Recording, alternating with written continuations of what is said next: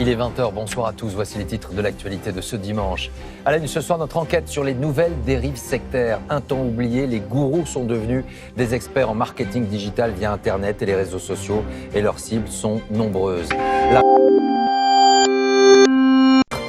Bonsoir à tous. Est-ce le retour d'une politique intense de lutte contre les dérives sectaires? En tout cas, l'urgence est là. On se souvient des affaires du Temple solaire, des enquêtes sur la scientologie, et puis une forme de silence depuis quelques années. Silence alors que de nouveaux gourous agissent désormais grâce à une nouvelle arme, les réseaux sociaux. L'emprise mentale peut y être intense. Les signalements auprès de la Miviludes explosent. Avant des assises qui se tiendront cette semaine, voici plusieurs témoignages en forme d'alerte. Laurence Naon, Fabienne Bévis, avec Guillaume Le Goff.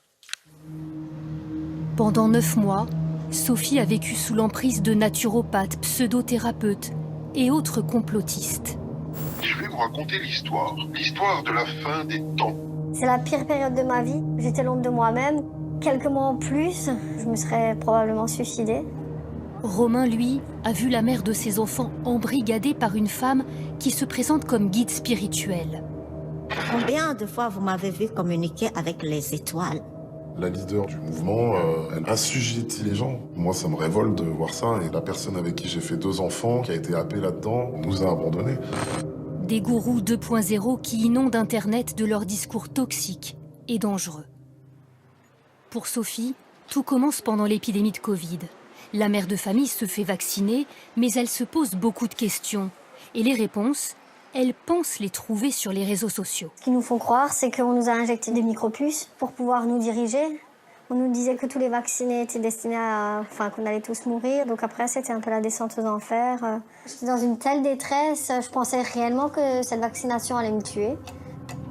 De jour comme de nuit, elle est en permanence connectée sur Internet, abreuvée de discours complotistes. Elle finit par suivre à la lettre certaines recommandations dangereuses en ingurgitant des produits chimiques censés annuler l'effet du vaccin. Je fabriquais mon dioxyde de chlore. Je mettais mon réveil pour prendre mon dioxyde de chlore toutes les heures. On n'est plus soi-même. On n'est plus capable de gérer une vie, je pense, normale. Je m'occupais plus des enfants, du moins plus correctement. C'était une obsession, donc j'avais plus le temps de faire autre chose. À l'autre bout de la France, depuis 4 ans, Romain livre un combat éprouvant. Un combat solitaire.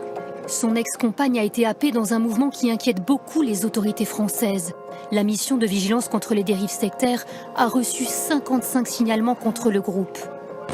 Sa chef spirituelle, la voici. Basée au sud de l'Europe, elle prétend être la réincarnation de plusieurs âmes et échanger avec les éléments et les fleurs. Les roses m'ont parlé beaucoup. Plus je chante et plus les vagues s'approchent. On va vivre tout simplement la magie des univers invisibles.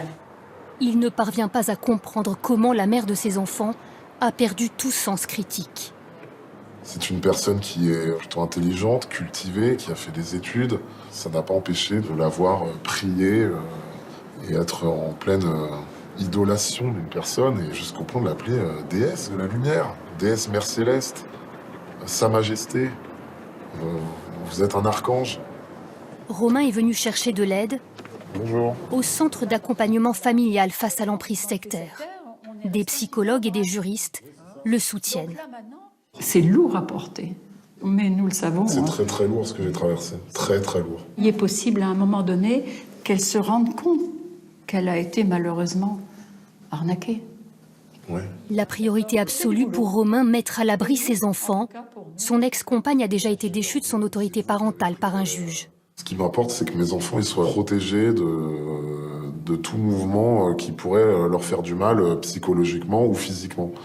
La mère de mes enfants est même allée témoigner dans une vidéo qu'elle s'est privée pendant 20 jours de manger. Mes enfants, c'est hors de question qu'ils soient de près ou de loin mêlés à ce genre de pratique. Au-delà de la manipulation mentale et physique, l'argent est au cœur des préoccupations. Les adeptes payent des bijoux plusieurs centaines d'euros et des stages plusieurs milliers d'euros.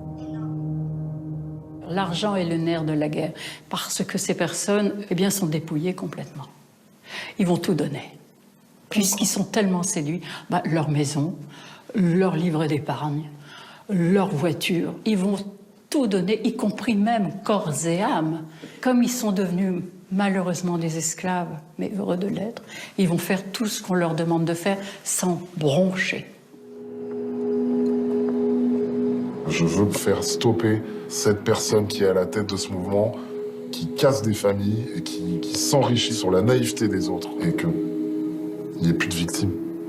En France, les autorités estiment que 500 000 personnes vivent sous emprise. 80 000 enfants sont élevés dans un contexte de dérive sectaire.